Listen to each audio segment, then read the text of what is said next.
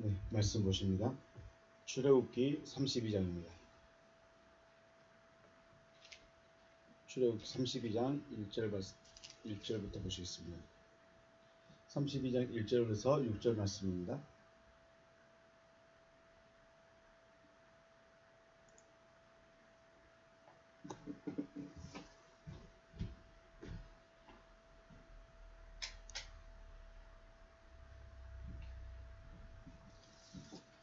제가 봉독합니다. 백성이 모세가 산에서 내려옴이 더딤을 보고 모여 백성이 아론에게 이르러 말하되 일어나라 우리를 위하여 우리를 인도할 신을 만들라. 이 모세 곧 우리를 애굽 땅에서 인도하여 낸 사람은 어찌 되었는지 알지 못함이니라. 아론이 그들에게 이르되 너희의 아내와 자녀의 귀에서 금고리를 빼어 내게로 가져오라. 모든 백성이 그 귀에서 금고리를 빼어 아론에게로 가져가매 아론이 그들의 손에서 금고리를 받아 부어서 조각걸로 새겨 송아지 형상을 만드니 그들이 말하되 이스라엘아 이는 너희를 애굽 땅에서 인도하여 낸 너희의 신이로라 하는지라. 아론이 보고 그 앞에 제단을 쌓고 이에 아론이 공포하여 이르되 내일은 여호와의 절일이니라 하니 이튿날에 그들이 일찍 일어나 번제를 드리며 화목제를 드리고 백성이 앉아서 먹고 마시며 일어나서 뛰놀더라. 아멘.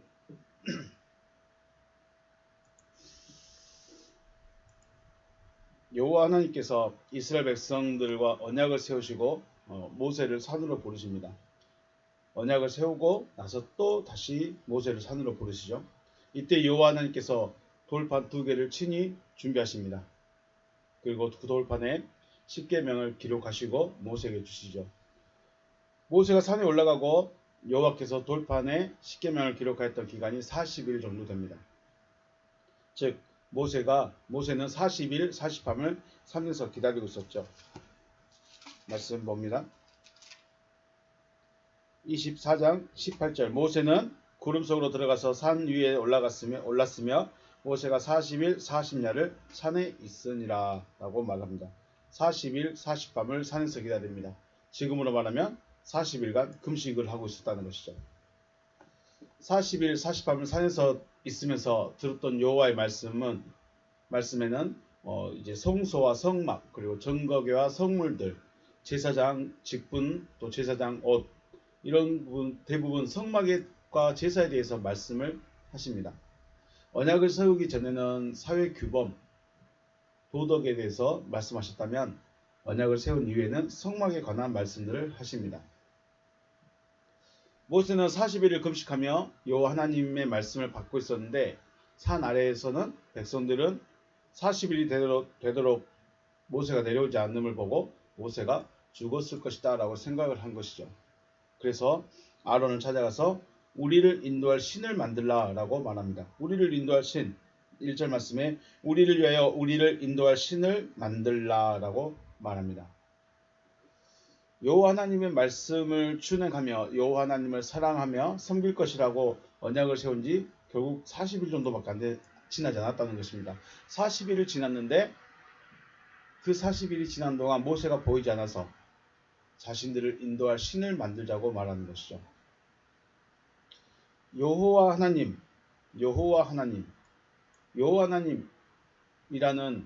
엘로힘, 그러니까 여호와라는 신을 엘로힘을 백성이 만들고 엘로힘으로 인정해 주어서 여호와 하나님이실까? 그렇지 않죠. 다시 말하면 백성이 여호와라는 신을 만들었느냐 이 질문입니다. 여호와 하나님께서 하나님을 백성이 만드냐? 여호와 하나님이라는 그 신을 백성이 만들고 백성이 인정해주고 백성이 그렇게 불렀느냐? 아니라는 것이죠. 여호와 하나님은 사람들이 만들고 인정해줘서 하나님, 엘로힘이 아니라 스스로 존재하시는 하나님이십니다. 이러한 엘로힘의 강림을 보았고 음성을 들었고 또 언약을 세웠으면서 또 다른 신을 만들자고 그런 거죠. 신을 만들자.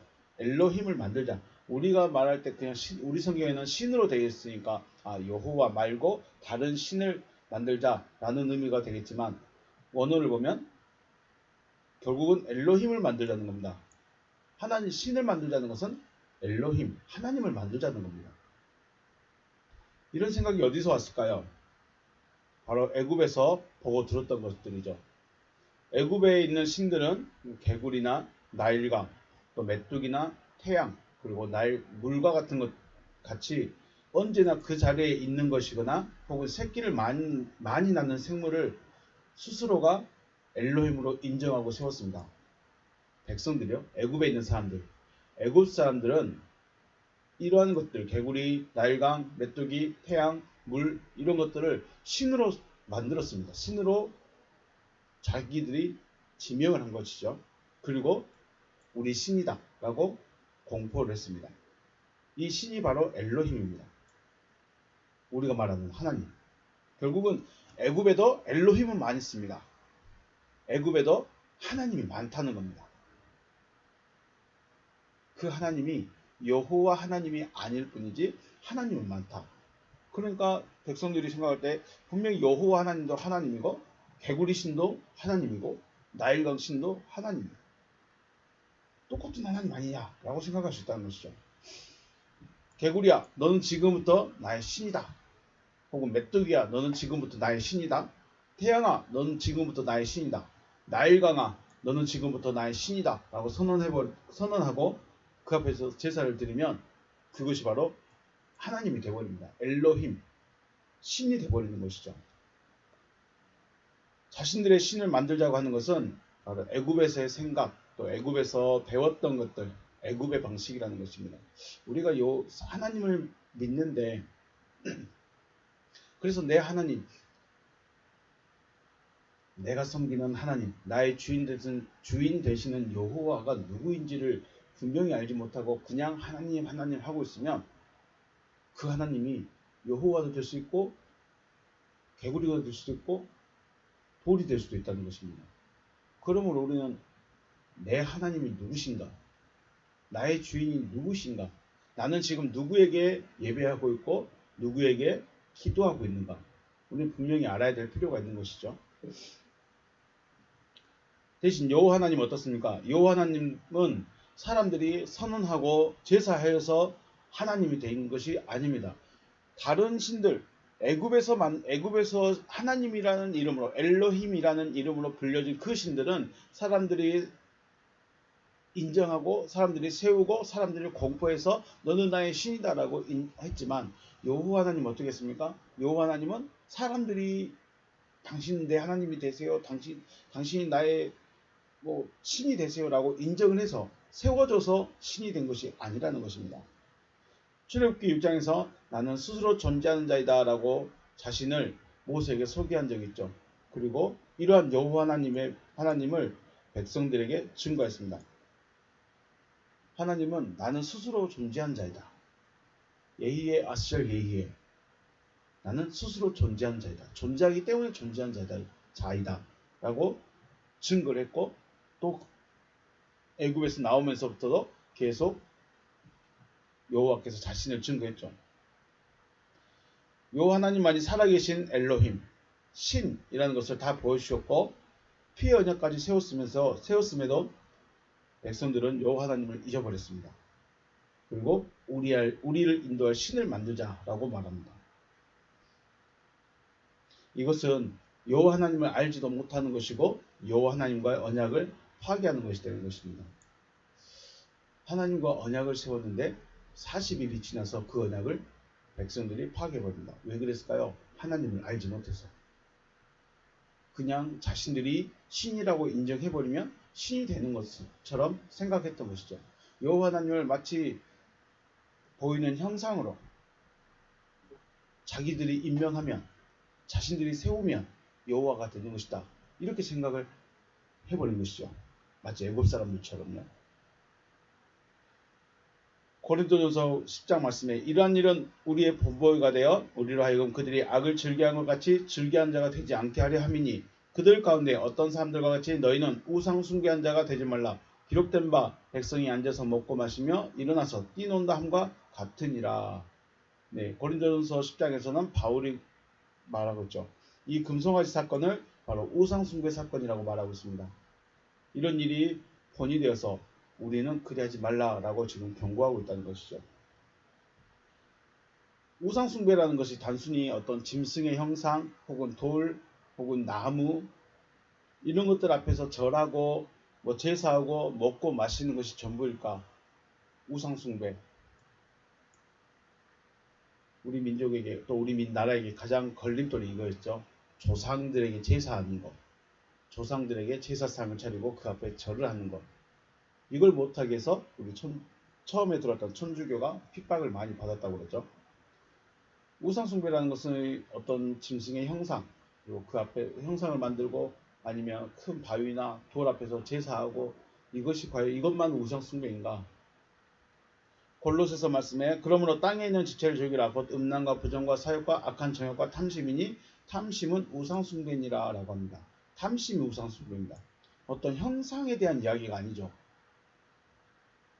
돌이나 나무와 같은 그런 형상에 대한 이야기가 아니라 탐심이 우상숭배다라고 골로새서에서 말하고 있습니다.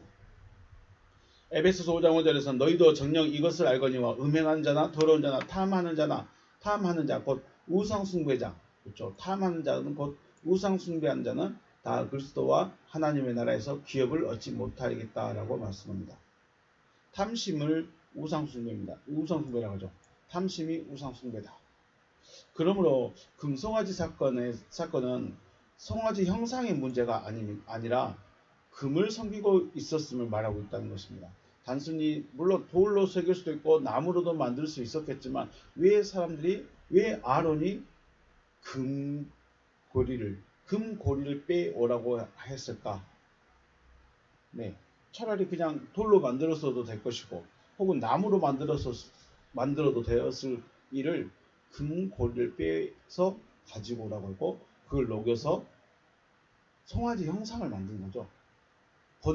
송아지 형상의 본질은 금입니다. 그래서 출애굽기 본문에서는 형상을 말하고 있습니다. 송아지는 어떤 형상일 뿐이지 본질적인 것은 바로 금, 물질에 있다는 것입니다. 그리고 신약에서는 이것을 바로 탐심을 말하고 있죠. 탐심이라는 마음이 돈을 좋아하고 돈을 많이 갖고 있는 것을 말하는 것은 아닙니다. 돈을 많이 부자라고 해서 다 탐심이 있고 가난하다고 돈이 없다고 해서 탐심이 없을까요? 사람 중에 사람들이 돈을 안 좋아하는 사람이 있을까요? 돈은 가장 많이 필요하죠. 누가복음에서 자기를 위하여 재물을 쌓아두고 하나님께 대하여 부여하지 못한 자가 이와 같다라고 말합니다. 탐심의 마음이 바로 이런 마음입니다. 자기를 위하여 재물을 쌓아두고 하나님께 대하여 부여하지 못한 자. 이런 마음이 바로 탐심의 마음이라는 것입니다. 사람이 가장 좋아하는 것은 물론 다른 것도 있을 수 있겠죠. 그런데 돈을 가장 좋아합니다. 그러면 이 돈이라는 것이 왜 우상이 되어버렸을까요? 돈이라는 개념이 생기기 전에는 물물교환이라는 것이 있었겠죠. 물물교환이라는 것으로 자기의 필요를 채우던 방식을 조금 더 편리하게 자기 것을 필요를 채우기 위해서 사용했던 것이 돈일 것이고 또 더 많은 것을 취하기 위해서 더 많은 것을 소유하기 위해서는 또 돈을 많이 가지려고 했을 것입니다. 그래서 어쩌면 돈이 많은 것이나 나쁜 것이 아니라는 것이죠. 돈은 많이 있는 것이 나쁜 것이 아닙니다. 돈을 어떻게 또 어디에 사용하는가 하는 문제입니다. 돈은 분명히 우리 생활하는데 또 사람이 살아가는 데 있어서 분명히 필요합니다. 그래서 어쩌면 하나님께서도 아브라함에게 이삭에게 야곱에게 거부가 될 수 있는 기회를 주셨고 거부가 되게 하셨죠. 돈도 필요 없는데 굳이 거부가 되게 하셨을까? 돈이 나쁜 것이 아니라 이것을 어떻게 또 어디에 사용하는가 하는 문제라는 것이죠. 주님은 돈을 자기를 위하여 쌓아두면서 하나님께 대해서 인색한 마음을 바로 탐심이라고 합니다. 탐심은 자기를 위해서 하는 것입니다. 자기 자신을 위해서는 자기 자신만을 위해서 하는 그 마음이 바로 탐심입니다. 나 저거 갖고 싶어. 네, 그럴 수 있습니다. 나 저것도 가지고 싶어. 그럴 수 있습니다. 나 저 차도 타고 싶어. 그럴 수 있습니다. 나 저 큰 집에 살고 싶어. 그럴 수 있습니다. 그런데 그것을 가지기 위한 마음의 탐심이 아니라 자기를 위해 쌓아두는 것, 자기만을 위해서 사는 그 마음이 바로 탐심의 마음이라는 것입니다. 자신을 위해서는 많이 쌓아두고 사용하지만 주님께서 필요로 하실 때는 인색한 사람, 주님이 언제 필요할까요? 교회 건축할 때 필요할까요? 교회가 돈이 필요하다고 할 때 월세 낼 때 필요할까요?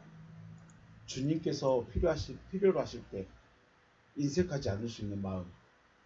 어쩌면 지금 우리가 헌금을 하고 있는 것들 훈련 중에 하나입니다.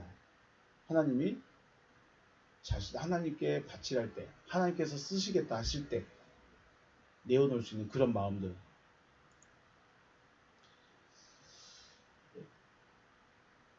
자기를 위해 많이 쌓아두는 사람, 이 사람의 마음의 주인은 하나님이 아닌 돈이기 때문에 우상숭배가 되는 것이죠. 분명히 교회에 있습니다. 분명히 예배도 드리고 헌금도 하고 있고 기도도 하고 있고 봉사도 하고 있습니다.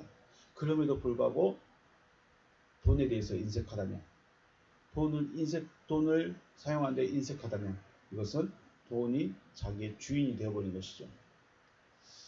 돈의 많고 적음이 아닌 주님께 인색함이 없는, 그래서 주님만을 주인으로 섬기시는 여러분과 제가 되시기를 주의 이름으로 축복합니다. 오늘 여기서 마치겠습니다. 수고하셨습니다.